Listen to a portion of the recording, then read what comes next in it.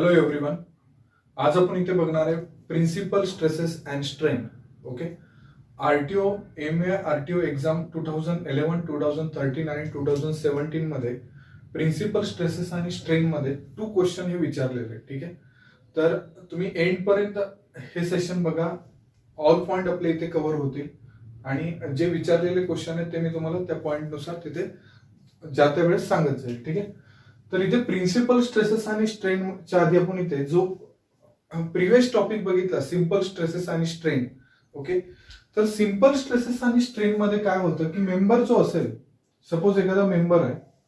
Okay, इथे जे axis आहे, तर मेंबरच्या ऍक्सिस वरती ओके म्हणजे एकाच डायरेक्शनला युनि ऍक्झियल स्ट्रेस.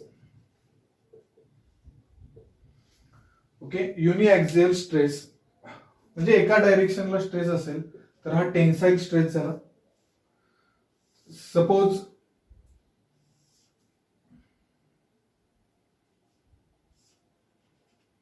हा असेल तर कॉम्प्रेशन स्ट्रेस झाला. ठीक आहे, हे आपण फर्स्ट डिस्कस करूया की आपण प्रिव्हियस ह्याच्यामध्ये काय बघितलं होतं आणि ह्या टॉपिक मध्ये आपण काय बघणार आहे. ठीक आहे, आणि हा जो मेंबर आहे ह्याच्यावरती एक असेल शिअर स्ट्रेस टाऊ.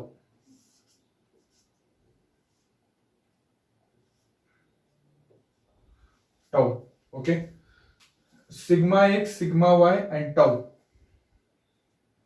तर इथे तुम्ही जर बघितलं असेल तर मेंबर वरती एकाच डायरेक्शनला फोर्स असल्यामुळे तिथे स्ट्रेस ऍक्ट झालाय. ठीक आहे, ओके, हा असेल टेन्साईल.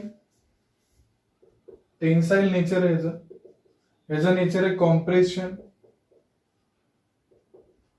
आणि ह्याचं नेचर आहे शिअर. ओके, जे प्लेनला परपेंडिक्युलर असतात, त्यांना नॉर्मल स्ट्रेस म्हणतो. ओके, नॉर्मल किंवा डायरेक्ट स्ट्रेस. आणि जे प्लेनला पॅरलल असतील त्यांना काय म्हणलं जाईल, शिअर स्ट्रेस. ओके, तर ह्या पार्ट वरती हे अशा टाईपचे जर फोर्सेस ऍक्ट असतील तर तिथे होणारे डिफॉर्मेशन, तिथे ऍक्ट होणारे इंटरनल रेझिस्टिंग फोर्सेस हे आपण प्रिव्हियस टॉपिक मध्ये फाइंड आउट केले होते. पण मेकॅनिकलचे बरेच असे कंपोनंट आहेत की तिथे बायएक्झियल स्ट्रेस सिस्टीम और बायएक्झियल स्ट्रेसेस ऍक्ट आहेत. ठीक आहे, बरेच असे कंपोनंट आहेत की त्याच्यावरती बायएक्झियल स्ट्रेस ऍक्ट होतात. ओके, तर अशा कंपोनंटचा किंवा ट्रायएक्झियल स्ट्रेस ऍक्ट होतात. तर आता इकडे लक्षात द्या, आपण जे आरटीओ एक्झाम ओरिएंटेड जे बघतो त्याच्यामध्ये फक्त बायएक्झियल स्ट्रेस सिस्टीम आहे. जी ट्रायएक्झियल स्ट्रेस सिस्टीम आहे ती पीजी लेवलला, ठीक आहे, पोस्ट ग्रॅज्युएट लेवलला. तर इथे तुम्ही आतापर्यंत हे बघितलं होतं की युनि डायरेक्शनला जर स्ट्रेस ऍक्ट होत असेल तर त्याच्यावरती होणारे डिफॉर्मेशन किंवा इंटरनल रेझिस्टिंग स्ट्रेस हे तुम्ही आतापर्यंत फाइंड आउट केले. पण जर बायएक्झियल असेल तर त्याचा जो रिझल्टंट आहे तो आता इथे आपण फाइंड आउट करणार आहे. ठीक आहे, तर असे कंपोनंट ह्या टॉपिक मध्ये आपण इथे स्टडी करणार आहे. ठीक आहे, तर इथे थोडंसं आता डिटेलमध्ये बघूया. मी आता एवढंच सांगितलं की प्रिव्हियस टॉपिक मध्ये आपण काय स्टडी केलं होतं आणि ह्या टॉपिक मध्ये अशा टाईपचे कंपोनंट इथे स्टडी करणार आहे. ठीक आहे, तर इथे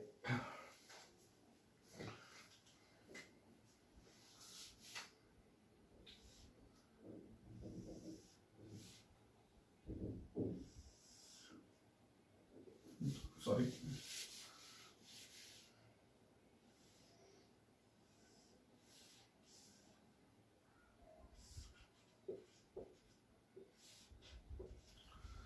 तर एक लक्षात द्या, ह्याला म्हणलं जातं प्लेन. ओके, प्लेन वरती परपेंडिक्युलर जो असतो, ओके, त्याला म्हणलं जाईल डायरेक्ट स्ट्रेस. ओके, आणि जो पॅरलल असतो त्याला म्हणलं जाईल शिअर स्ट्रेस. ओके, प्लेनला परपेंडिक्युलर जो असतो त्याला डायरेक्ट स्ट्रेस, प्लेनला पॅरलल असतो तो शिअर स्ट्रेस. आणि हा प्लेन, ओके, आणि हा प्लेनचे ऍक्सिस.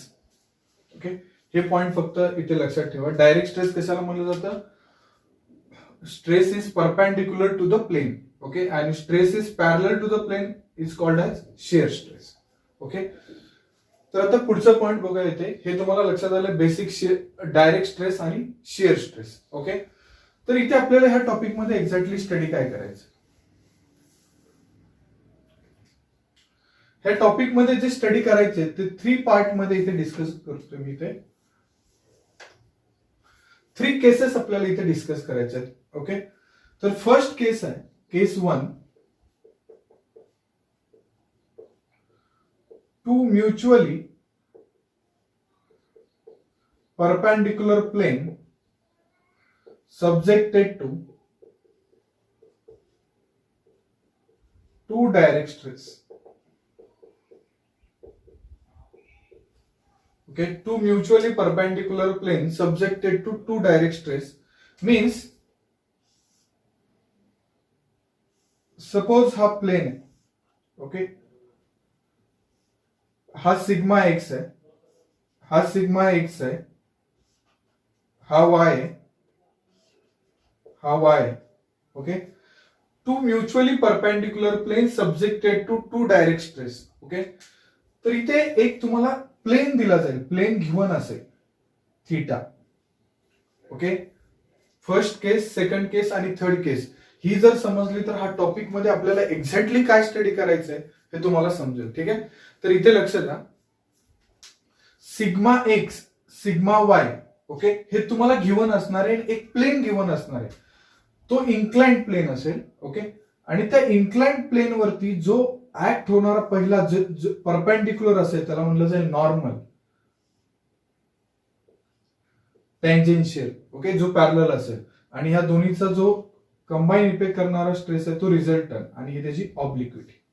ओके, तर इथे एक लक्ष द्या, नॉर्मल, टँजेन्शियल, रिझल्टंट आणि obliquity, sigma x, sigma x, sigma y, normal, tangential, resultant.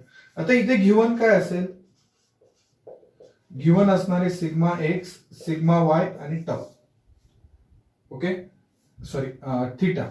Okay, second case मध्ये टाऊ येणार आहे, सिग्मा एक्स, सिग्मा वाय आणि थीटा, म्हणजे 2 डायरेक्ट स्ट्रेसेस आपल्याला इथे दिले जातील, आणि त्याच्यावरून आपल्याला इथे एक प्लेन दिला जाईल, आणि त्या प्लेन वरती ऍक्ट होणार आहे, आपल्याला फाइंड काय करायचंय, तो जो प्लेन आहे त्याच्यावरती फाइंड आउट होणार आहे नॉर्मल, टँजेन्शियल, रिझल्टंट आणि त्यांची direction, obliquity.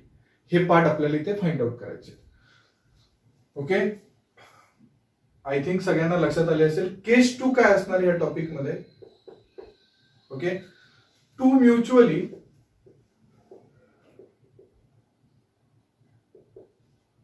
perpendicular plane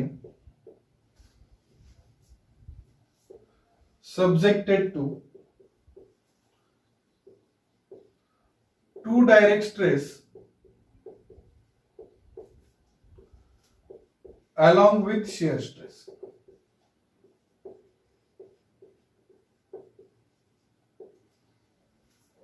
okay, हे मी फक्त जस्ट ओव्हरव्ह्यू सांगतो टॉपिकचा, याचे फॉर्म्युले हे परत आपण 1 by 1 डिस्कस करणार आहे. ठीक आहे,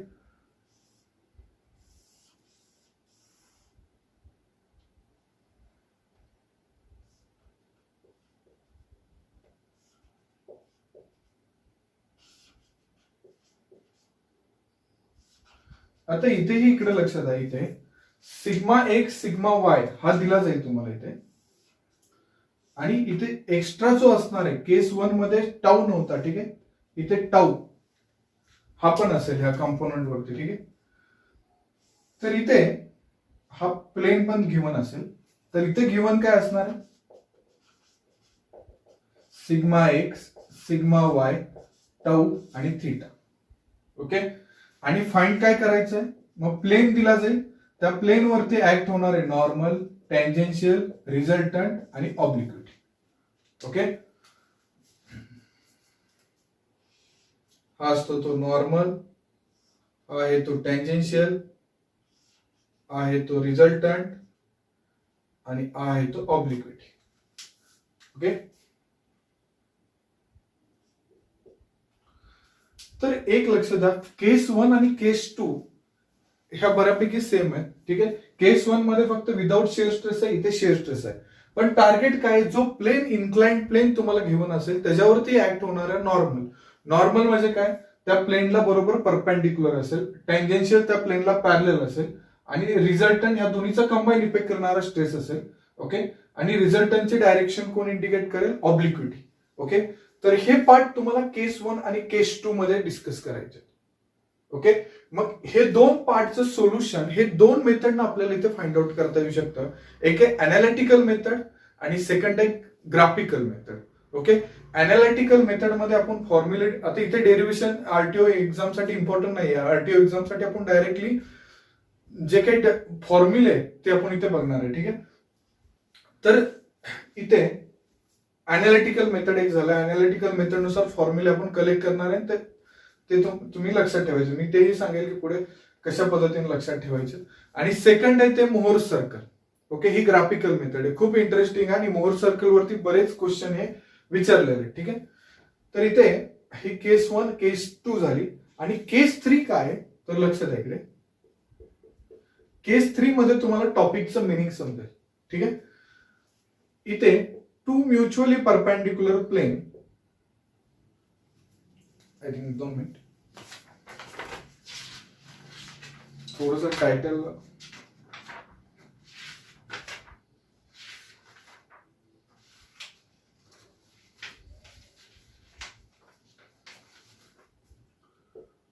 two mutually perpendicular plane subjected to direct stress along with shear stress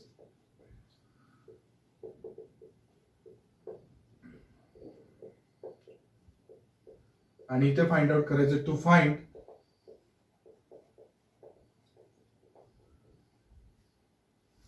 principal stress and its position.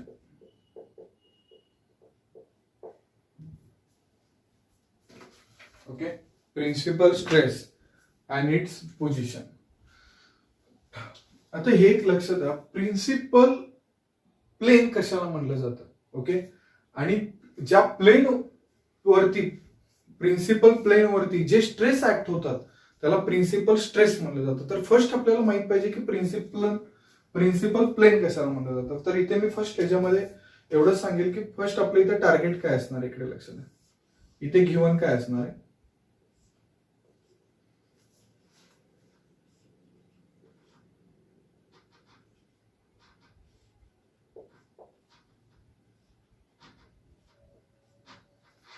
Sigma x आणि हा टाऊ.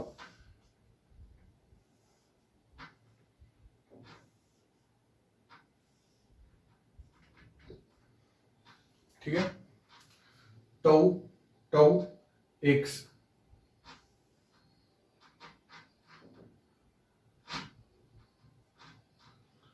आता इथे असा एक प्लेन फाइंड आउट करायचा. प्रिन्सिपल प्लेन म्हणजे काय की त्या प्लेनवरती टँजेन्शियल स्ट्रेस हा 0 असतो. खूप इम्पॉर्टंट पॉइंट आहे.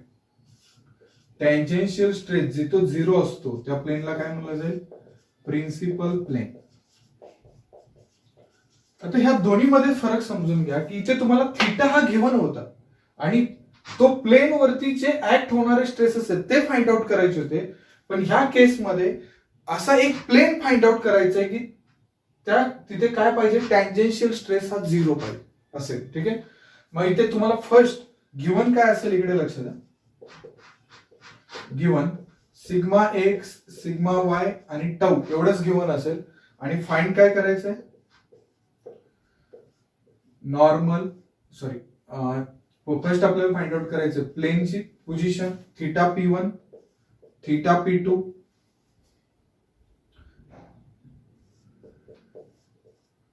ओके, इथे काय काय फाइंड आउट करायचं बघा. फर्स्ट प्लेनची पोझिशन, मग फर्स्ट प्लेन वरती ऍक्ट होणारा स्ट्रेस म्हणजे sigma 1 maximum principal stress. Second प्लेनची पोझिशन म्हणजे सिग्मा 2. ओके, आणि इथे tau max maximum shear stress. तर हे पार्ट आपल्याला डिस्कस करायचे. तर केस मला एवढंच सांगायचं इन शॉर्ट मध्ये मी सांगतो. इथे खूप मी ओव्हरव्ह्यू जो टॉपिक मध्ये आपल्याला एक्झॅक्टली काय स्टडी करायचंय त्याचा मी ओव्हरव्ह्यू सांगितलं. आता आपण इथे केस 1 ही डिटेल मध्ये घेऊया आणि त्याच्या रिलेटेड काय एक्झामला क्वेश्चन विचारले जातात ते बघूया. ठीक आहे, तर केस 1 काय, two mutually perpendicular plane subjected to direct stresses. Case 1 आणि केस 2 ह्या को रिलेटेड टर्म आहे, फक्त इथे शेअर स्ट्रेस एक्स्ट्रा आहे. ठीक आहे, इथे गिवन काय असणार आहे, sigma x, sigma Y, tau आणि थीटा. प्लेन ही गिवन असणार आहे आणि त्या प्लेन वरती ऍक्ट होणारे नॉर्मल, टँजेन्शियल, रिझल्टंट आणि ऑब्लिक्विटी हे फाइंड आउट करायचे. ठीक आहे, ऑब्लिक्विटी म्हणजे काय लक्षात ठेवा, ऑब्लिक्विटी म्हणजे position of resultant from normal stress. Okay, आणि थर्ड केस मध्ये आपल्याला असा एक प्लेन फाइंड आउट करायचा आहे की तिथे टँजेन्शियल स्ट्रेस काय असेल, 0 असेल. ठीक आहे, ज्या पॉइंट वरती टँजेन्शियल स्ट्रेस 0 असतो अशा प्लेनला काय म्हणलं जातं, प्रिन्सिपल प्लेन. तर I think this is the, हे तुम्हाला ह्या टॉपिक साठी सफिशियंट आहे. आता पण इथे 1 बाय 1 डिटेल मध्ये डिस्कस करूया. ठीक आहे, तर हे नोट करून घ्या.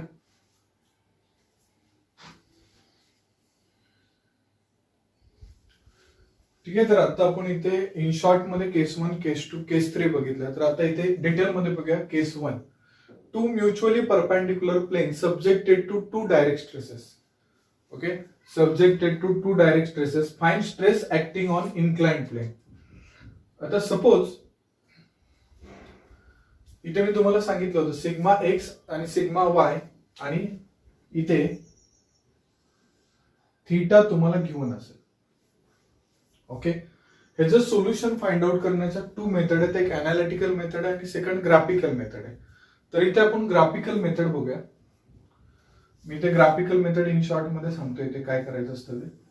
Mohr circle. Okay, Mohr circle आपण इथे बघणार आहे. तर या ग्राफिकल मेथड मध्ये जे आपल्याला इथे स्ट्रेसेस दिले जातात ते प्लॉट करायचे, सिग्मा एक्स आणि sigma Y. Okay, sigma x आणि सिग्मा वाय इथे प्लॉट केले. हे प्लॉट केल्यानंतर इथून याचा डिस्टन्स आणि याचा सेंटर काढायचा या दोन्हीचा. ठीक आहे, सेंटर काढला की ह्या दोन्ही मधून एक सर्कल ड्रॉ करायचं. काय केलं ते, फर्स्ट मी sigma x sigma y plot केलं आणि ह्या दोन्हीचा सेंटर काढला. ठीक आहे, जर हे 100 असेल, हे 20 असेल, ठीक आहे, तर हे 80 झालं, 80चा सेंटर 40 ला. ठीक आहे, तर ह्या टाइप मध्ये तुम्हाला काढायचं. तर आता इथे मी सिग्मा एक्स, मला इथे गिवन काय होतं, सिग्मा एक्स, सिग्मा वाय आणि टाऊ हे गिवन होतं. ठीक आहे, सिग्मा एक्स, सिग्मा वाय आणि टाऊ. तर हे 3 पॅरामीटर मला इथे गिवन, थीटा म्हणतो, थीटा गिवन होता. ठीक आहे, सिग्मा एक्स, सिग्मा वाय आणि थीटा हा गिवन होता. तर सिग्मा एक्स आणि सिग्मा वाय हा पुट केला. थीटा कसा पुट करायचा लक्षात आहे इकडे, थीटाचा मोहर सर्कल मध्ये 2 थीटा घ्यायचा. सपोज इथे 30 असेल तर इथे 60 घ्यायचं आणि 60चा अँगल एक ड्रॉ करायचा आणि ह्या पॉइंटला म्हणायचं पी. ओके, ह्या पॉइंटला काय म्हणायचं, पी. आता इकडे इथून ह्याला परपेंडिक्युलर एक लाईन ड्रॉ करायची. ठीक आहे, हे जे रिप्रेझेंट करेल, हे जे डिस्टन्स ते असेल नॉर्मल, हे असेल टँजेन्शियल. ओके, आणि इथून इथं ही लाईन जी जॉईन करेल ते असेल रिझल्टंट आणि ही त्याची असेल ऑब्लिक्विटी. एवढी सिंपल मेथड आहे. तर आता नॉर्मल काय असेल बघा, हे सिग्मा वाय. तर इथे हा जो डिस्टन्स असणार आहे ते sigma x minus sigma Y divided by 2 centre आहे. तर हा हायपोटेनियस आणि हा सेमच असणार आहे. तर इथे येणार आहे sigma x minus sigma Y, हा हॉरिझॉन्टल कंपोनंट आहे, कॉस 2 थीटा येणार आहे. आणि इथं असेल sigma x minus sigma Y divided by 2 sine 2 theta, हे व्हर्टिकल कंपोनंट आहे.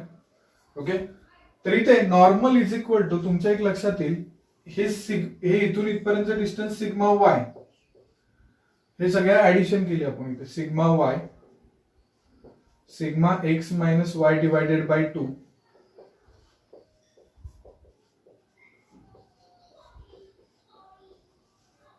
ओके. तर इथे याचं फायनल आन्सर असं येणार आहे,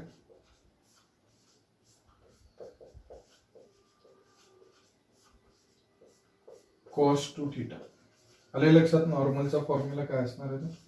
okay, this is the normal.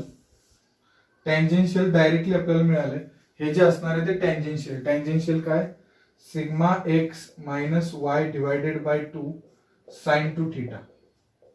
Okay, आणि हा एक ट्रायंगल कन्सिडर करा. ह्या ट्रायंगलची ही ऍडजस्टंट साइड आहे, ही अपोजिट साइड आहे, हा रिझल्टंट आहे. तर रिझल्टंट काय असणार आहे? नॉर्मलचा स्क्वेअर प्लस टँजेन्शियलचा स्क्वेअर.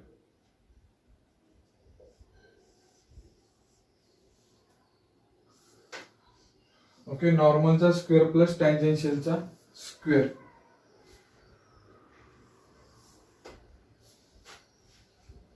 ठीक आहे. आणि ऑब्लिक्विटी काय असणार आहे तिथं फॉर्म्युला यूज करा, tan inverse tangential divided by norm. Okay, हे तुम्हाला डायरेक्ट फॉर्म्युला बेस्ड पण विचारले जाऊ शकतात. मग तुम्हाला हे जे फॉर्म्युले आपण जे फाइंड आउट केले हे कशासाठी केले? बाय एक्झियल साठी. ओके, जर युनि ऍक्सियल असेल, ही केस खूप इम्पॉर्टंट आहे exam point of view. Uniaxial असेल तर युनि ऍक्सियल मध्ये इथं कोण झिरो असणार आहे? सिग्मा वाय हा झिरो असणार आहे. ठीक आहे, सिग्मा वाय जर मी इथं झिरो पुट केला तर इथं काय येणार आहे? Sigma x by two normal is equal to sigma x by two, आणि इथं पण एक्स बाय टू असे लिहिते cos 2 थीटा. तर इथे 1/2 कॉमन निघेल, सॉरी सिग्मा एक्स बाय टूच कॉमन निघेल, cos 2 थीटा. आणि हे म्हणजे 1 डिवायडेड बाय 2, 2 कॅन्सल होते, sigma x cos square theta. हे झालं नॉर्मल. ठीक आहे, आता इथे लक्ष द्या. आय होप थोडस हे जरा नोट करून घ्या तुम्ही, मी इकडे जरा एक्सप्लेन करतो ते. हे पॉइंट आता एक्झाम आता जी झाली ना एक्झाम, याच्यामध्ये हे पॉइंट तुम्हाला इथे विचारले होते. ओके, ह्याच्या रिलेटेड पॉइंट हे तुम्ही फक्त नोट करून घ्या, नाहीतर ही डायग्राम निरीज करूया. ठीक आहे,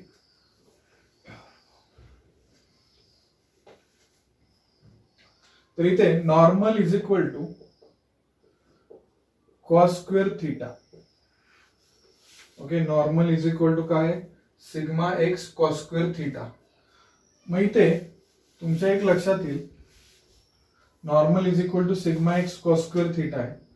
तर इथे नॉर्मल हा मॅक्झिमम कधी असेल? If cos theta is equal to 1 असेल, then sigma normal is equal to sigma normal max. Okay, जर कॉस थीटा 1 असेल तर तो मॅक्झिमम असेल. म्हणजेच कॉस थीटा 1 कधी असतो इथे? ज्यावेळेस theta is equal to cos 0 और 180. 0 लक्षात ठेवला तरी चालेल. ओके, जर हा थीटा गिव्हन थीटा हा 0 डिग्री दिला असेल तर नॉर्मल काय असणार आहे? मॅक्झिमम असणार आहे. हा इम्पॉर्टंट पॉइंट आहे. ओके,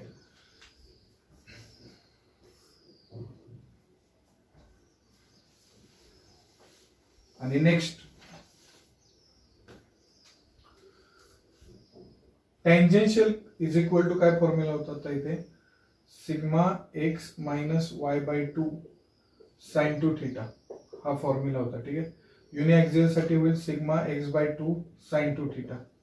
आता हा कधी 0 असेल? ज्यावेळेस साइन 2 थीटा इज म्हणजे कंडिशन काय? जर साइन 2 थीटा हा 1 असेल तर इथे सिग्मा टी हा सिग्मा टी मॅक्स असेल. Okay, sine 2 theta is equal to 1, तर 2 theta is equal to sine inverse 1. Sine inverse 1 म्हणजे काय असणार आहे? 90 डिग्री. ओके, और 270 डिग्री. तर इथे theta is equal to 45 degree किंवा 135 डिग्री. जर थीटा हा 45 डिग्री किंवा 135 असेल तर टँजेन्शियल स्ट्रेस हा मॅक्झिमम असतो. आणि जर थीटा 0 डिग्री असेल तर नॉर्मल स्ट्रेस हा मॅक्झिमम असतो. हे लक्षात ठेवा. ठीक आहे, हे पॉइंट आय थिंक इम्पॉर्टंट आहे, नोट करून घ्या. आणि सिंपल आहे point.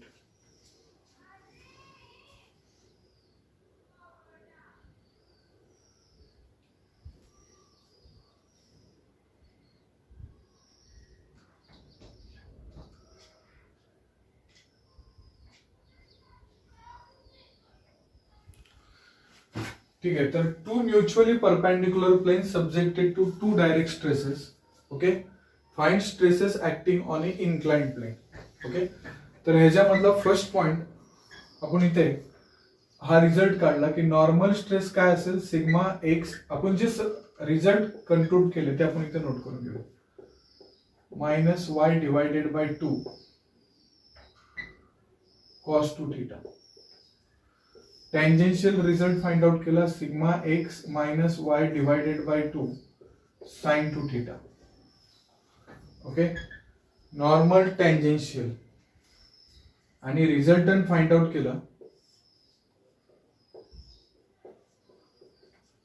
नॉर्मलचा square plus tangential square आणि ऑब्लिक्विटी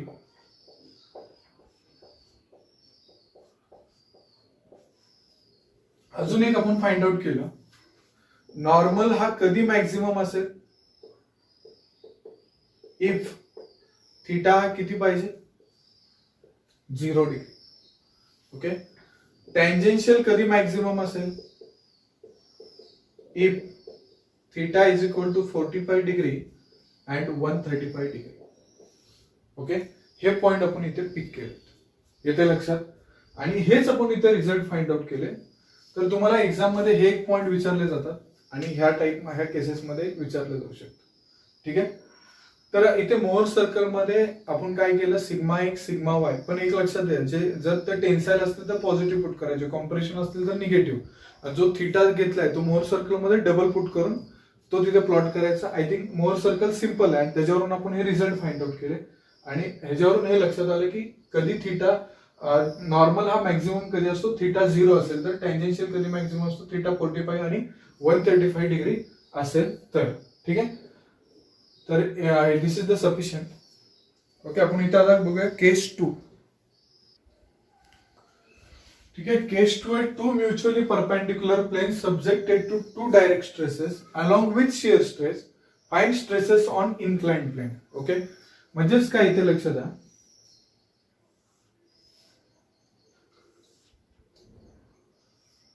हा सिग्मा एक्स आहे,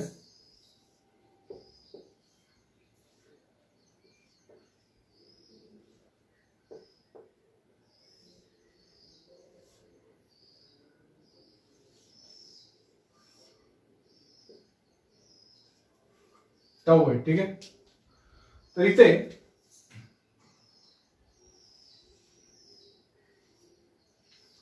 सिग्मा एक्स सिग्मा वाय आणि tau, two mutually perpendicular plane subjected to two direct stresses along with shear stresses, find stresses on inclined plane. Okay, तर हा इथे तुम्हाला theta ही given असेल, इथे एक्स्ट्रा काय लक्षात आलं, टाऊ. तर ह्याचे मी डायरेक्टली रिझल्ट सांगतो तुम्हाला काय लक्षात ठेवायचे. तर ह्या याच्यावरती ऍक्ट होणारा पहिला स्ट्रेस कुठला असेल, नॉर्मल. ओके, या प्लेनवरती. तर तो नॉर्मलचा फॉर्म्युला आहे sigma x plus sigma Y divided by 2 plus divided by 2 cos 2 theta plus tau sine 2 theta. Okay, टँजेन्शियलचा फॉर्म्युला आहे sigma x minus Y by 2 sine 2 theta minus tau cos 2 theta. Okay, रिझल्टंटचा formula आहे नॉर्मलचा square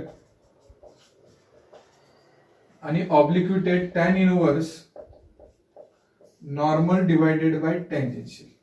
okay, हे तुम्हाला इथे normal tangential resultant आणि obliquity मध्ये हे पॉइंट तुम्हाला इथे लक्षात ठेवायचे. ओके, तर इथे सिग्मा एक्स हा sigma Y tau, okay, theta हे गिव्हन असेल तर ह्या फॉर्म्युल्यानुसार तुम्ही त्याच्यावरती ऍक्ट होणारा नॉर्मल, टँजेन्शियल, रिझल्टंट आणि ऑब्लिक्विटी हे तुम्ही फाइंड आउट करू शकता. ठीक आहे, ही केस 2 आहे. तर आय थिंक केस 2 डायरेक्टली लक्षात ठेवा. केस 2 चे फॉर्म्युले, केस 1 चे फॉर्म्युले ज्यावेळेस तुम्ही ते टाऊ 0 पुट करता त्यावेळेस सगळे फॉर्म्युले जे बनणार आहेत ते केस 1 चे बनणार आहेत. ठीक आहे. तर केस 1 मध्ये जे थीटाच्या कंडिशन होत्या ते तुम्हाला तिथे लक्षात ठेवायचे. ओके, आय थिंक हे नोट करून घ्या.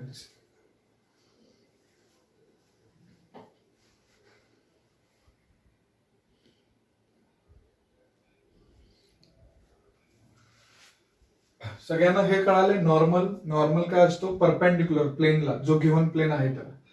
टँजेन्शियल हा पॅरलल असतो प्लेनला, आणि ह्या दोन्हीचा जो कंबाईन इफेक्ट करणारा स्ट्रेस आहे तो रिझल्टंट. ऑब्लिक्विटीची डेफिनेशन काय झाली? कुठून कशामध्ये अँगल आहे? It is the angle made between resultant and normal. Okay, या दोन्हीतला अँगल म्हणजे ऑब्लिक्विटी असणार आहे. इथे एक minute, tangential divided by normal, tangential divided by normal. Obliquity मध्ये टँजेन्शियल डिवायडेड बाय नॉर्मल हाच फॉर्म्युला तिथे असतो. ठीक आहे, तर हे लक्षात ठेवा.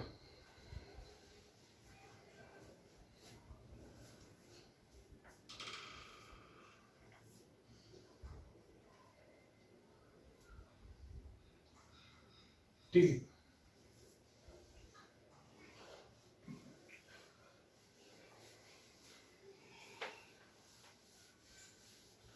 आता केस 3 बघूया. ठीक आहे, केस 3.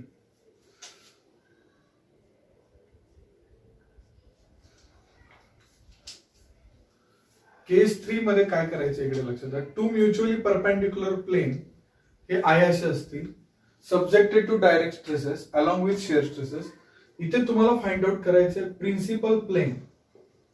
ही इम्पॉर्टंट केस आहे. ओके, प्रिन्सिपल प्लेन आणि प्रिन्सिपल स्ट्रेस. मी इन शॉर्ट मध्ये आता सांगितलं होतं, पण इथे डिटेल मध्ये सांगतो प्रिन्सिपल प्लेन आणि प्रिन्सिपल स्ट्रेस कशाला म्हणतात. ठीक आहे, आता तुम्ही आत्ताच इथे बघितलं, सपोज हा एक प्लेन आहे, ह्याच्यावरती हा ऍक्ट होणारा स्ट्रेस डायरेक्ट स्ट्रेस आहे आणि हा शिअर स्ट्रेस आहे. ओके, जर हा शिअर स्ट्रेस 0 असेल, ह्याला टँजेन्शियल स्ट्रेस पण म्हटलं जातं. ठीक आहे, जर हा टँजेन्शियल स्ट्रेस किंवा शिअर स्ट्रेस 0 असेल तर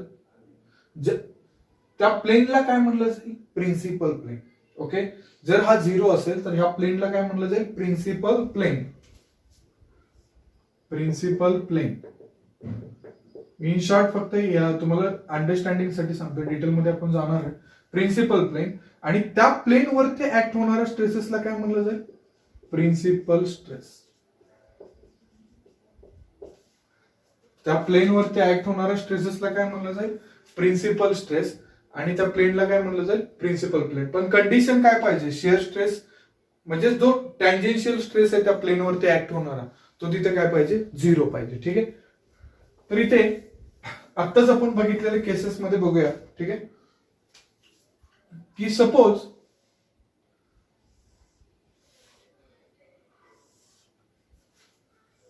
हा नॉर्मल आहे, सॉरी हा एक्स आहे, नॉर्मल एक्स, हा वाय, हा वाय. ओके, आता इथे पोझिशन माहित नाहीये, हा टाऊ आहे,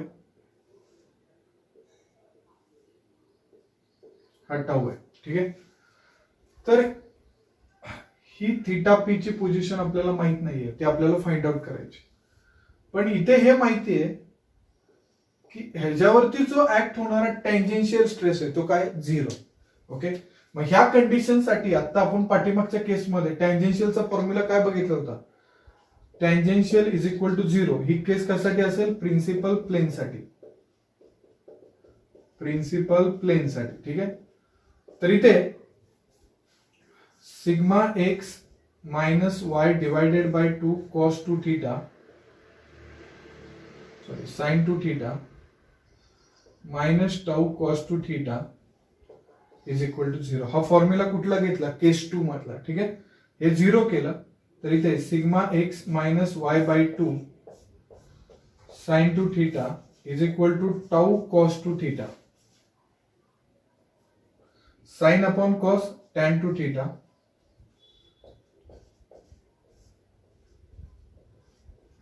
ओके, तर ह्या फॉर्म्युल्यावरून जी व्हॅल्यू मिळणार आहे ती काय मिळणार आहे? थीटा पी ची व्हॅल्यू.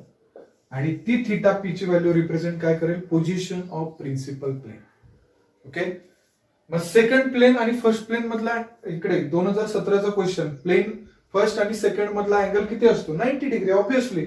आता इथे सपोज हा तुम्हाला एक प्लेन मिळाला, तर हा सेकंड प्लेन जिथे ऍक्ट होणार आहे, हा सेकंड प्लेन, ह्याच्यातला अँगल किती असणार आहे? 90 डिग्री. ओके, तर ही झाली प्लेन 1 ची पोझिशन. प्लेन 1 काय असेल, थीटा पी ला असेल आणि प्लेन 2 चा अँगल असेल theta P plus 90. Theta P plus 90. Theta P 1 हा थीटा पी 2. ओके,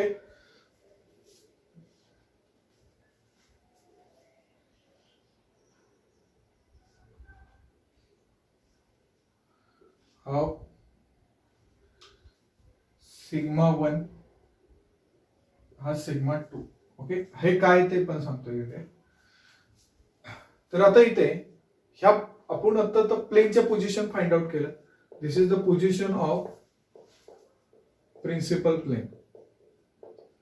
प्रिन्सिपल प्लेनच्या पोझिशन फाइंड आउट केलं. ठीक आहे, तर ह्या प्लेनच्या पोझिशन, मग त्याच्यावरती ऍक्ट होणारे स्ट्रेसेस म्हणजे कोण असतील, प्रिन्सिपल स्ट्रेसेस. आणि ते प्रिन्सिपल स्ट्रेस हा असणार इथे sigma 1 is equal to sigma x plus y by 2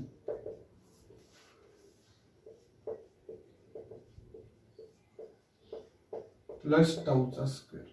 okay, हा असणार आहे फर्स्ट ची व्हॅल्यू. आणि सेकंड प्रिन्सिपल स्ट्रेस याला आपण म्हणतो मेजर किंवा मॅक्झिमम. आणि सेकंड जो असतो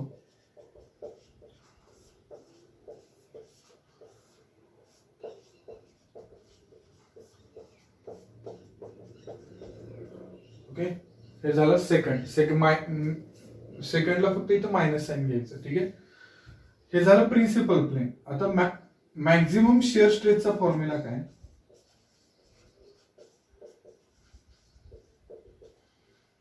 tau max. Maximum shear stress हा असतो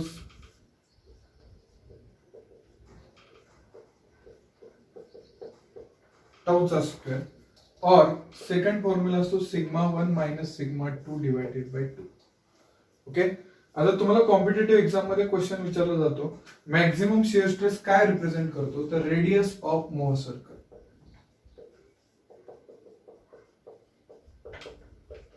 किंवा मोअर सर्कलची रेडियस काय आता मी केस 1 साठी सांगितलं तुम्हाला मोअर सर्कल काय असतो. ठीक आहे, तर हे लक्षात ठेवा ह्याच्यामध्ये. ठीक आहे, तर मॅक्झिमम शिअर स्ट्रेस किंवा रेडियस ऑफ मोअर सर्कल काय रिप्रेझेंट करते, मॅक्झिमम शिअर स्ट्रेस.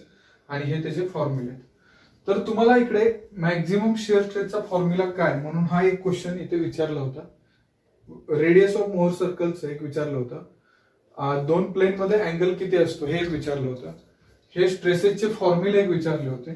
ठीक आहे, तर ह्या टाइप मध्ये तुम्हाला इथे विचारलं जाईल. इम्पॉर्टंट पॉइंट काय, प्रिन्सिपल प्लेन कशाला म्हणतात, ज्या प्लेन वरती टँजेन्शियल स्ट्रेस हा 0 असतो अशा प्लेनला काय म्हणलं जातं, टँजेन्शियल प्रिन्सिपल प्लेन. आणि प्रिन्सिपल प्लेन वरती ऍक्ट होणाऱ्या स्ट्रेसेसलाच काय म्हणलं जाईल, प्रिन्सिपल स्ट्रेसेस. ओके, तर हे नोट करून घ्या. परत एकदा सांगतो, रेडियस ऑफ मोअर सर्कल काय रिप्रेझेंट करतो, मॅक्झिमम शिअर स्ट्रेस.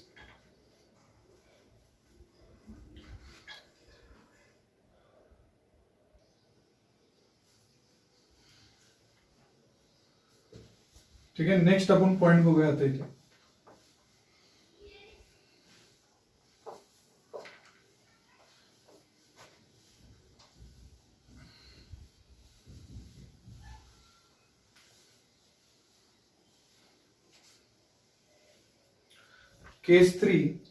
केस 3 मध्ये मोअर सर्कल कसा असतो. ठीक आहे,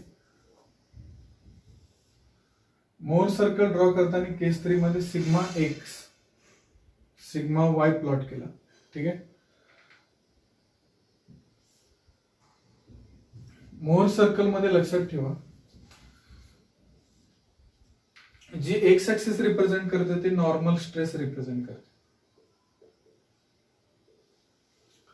आणि वाय ऍक्सिस रिप्रेझेंट करते ती शिअर स्ट्रेस रिप्रेझेंट करते.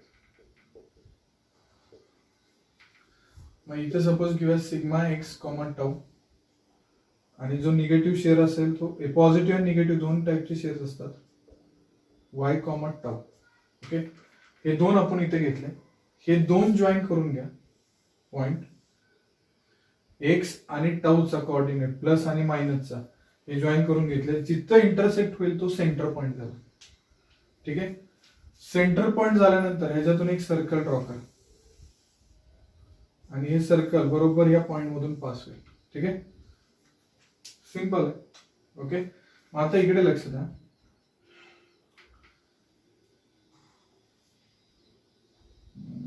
ही जी व्हॅल्यू आहे जी इथे टच झाली, ही इथून इथपर्यंत व्हॅल्यू ही सिग्मा 1 ची व्हॅल्यू रिप्रेझेंट करेल आणि ही व्हॅल्यू रिप्रेझेंट करेल सिग्मा 2 ची व्हॅल्यू.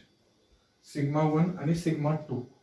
ओके, आणि मग इकडे लक्ष द्या. आता मी जे सांगितलं tau max is equal to काय, sigma 1 minus sigma 2 divided by 2.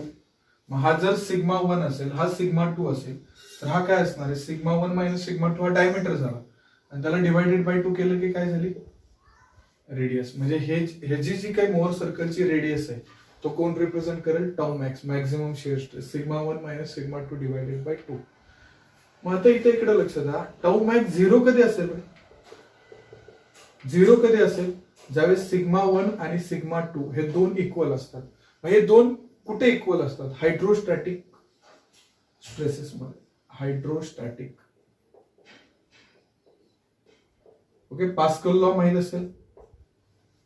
Okay, pressure at A point in A static fluid is equal in all direction. Okay, तर हायड्रोस्टॅटिक फ्लुइड मध्ये हे दोन इक्वल असतात. त्या कंडिशनला सिग्मा, तुम्हाला इथे विचारलं जाईल की टाऊ मॅक्स 0 कधी असेल, तर हायड्रोस्टॅटिक स्ट्रेसेस मध्ये हा तो 0 असेल. ओके, आता सेकंड केस आपण असं बघूया. ही केस लक्षात आली.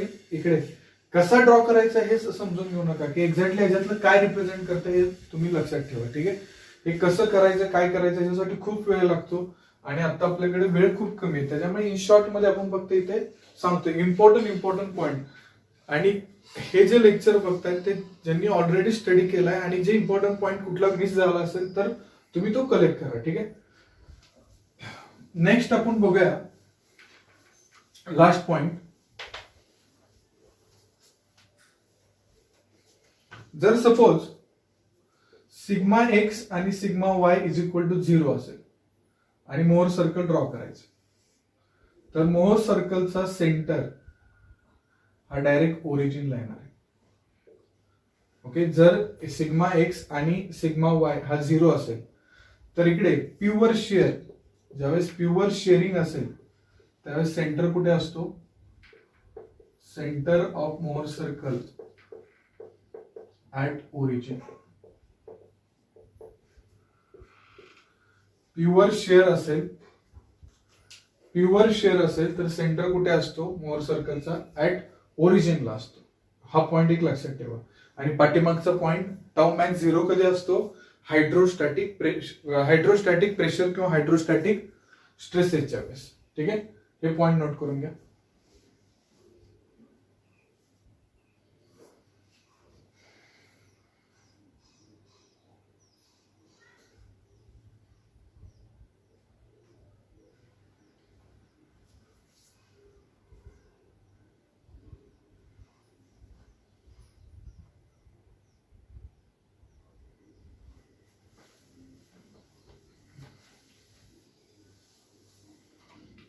आणि नेक्स्ट पॉइंट, लास्ट पॉइंट या टॉपिक मधला तो आहे तो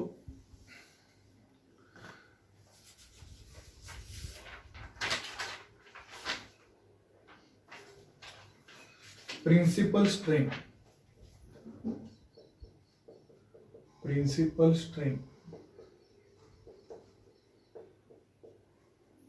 ओके, स्ट्रेन काय असतात, जर स्ट्रेनच्या फॉर्मॅटमध्ये तुम्हाला जर मॅक्झिमम प्रिन्सिपल स्ट्रेसचा फॉर्म्युला पाहिजे असेल तर इथे हे लक्षात ठेवा.